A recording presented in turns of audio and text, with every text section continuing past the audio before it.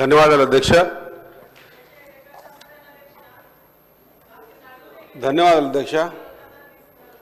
మా ఒక్క నిమిషం తల్లి, లేక నాకు అవకాశం వచ్చింది జర మాట్లాడిన అధ్యక్ష. రాష్ట్రంలో నూతన రెవెన్యూ డివిజన్ గురించి ప్రశ్నోత్తర సమయంలో నాకు అవకాశం ఇచ్చినందుకు హృదయపూర్వక ధన్యవాదాలు తెలియజేస్తా ఉన్నా అధ్యక్ష. వాస్తవంగా చెప్పాలంటే రాష్ట్రంలో అనేక చోట్ల, ముఖ్యంగా మక్తల్ నియోజకవర్గంలో ఉన్నటువంటి నా నియోజకవర్గాన్ని అస్తవ్యస్తంగా సగం నియోజకవర్గాన్ని వనపర్తి జిల్లాకి ఇచ్చి సగం నియోజకవర్గాన్ని నాన్పేట్ జిల్లాకి వేశారు అధ్యక్ష. గత కొన్ని సంవత్సరాల నుంచి స్పష్టంగా మక్తల్ నియోజకవర్గంలో ఉన్నటువంటి మక్తల్ను రెవెన్యూ డివిజన్ చేస్తామని గతంలో ఎలక్షన్ల ముందులో ఆ హెడ్ క్వార్టర్ జరిగిన ప్రతి మీటింగ్లో మాట ఇచ్చారు అధ్యక్ష.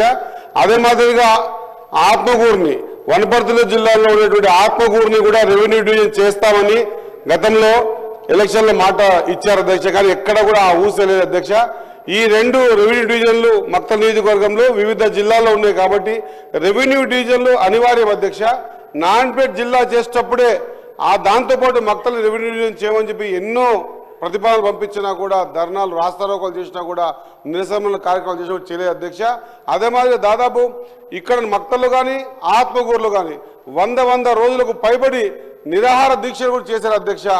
రెవెన్యూ డివిజన్ల ప్రతిపాదన ఎలక్షన్లో ఓటు మార్చుకోవడానికి మాత్రమే ఉపయోగించారు తప్ప రెవెన్యూ డివిజన్ని ఏర్పాటు చేసి ఆ ప్రాంత ప్రజల అవసరాలు తీర్దామనే ఆలోచన రాలేదు. కాబట్టి ఇప్పుడైనా మన ప్రభుత్వంలోనైనా అస్తవ్యస్తంగా ఉన్నటువంటి రెవెన్యూ డివిజన్లు కానీ మండలాల వ్యవస్థ కానీ పూర్తి స్థాయిలో దాదాపు 5,000 జనాభాకి ఒక మండలం ఉంది. మా దగ్గర 45,000 జనాభాకి ఒక మండలం ఉంది అధ్యక్ష.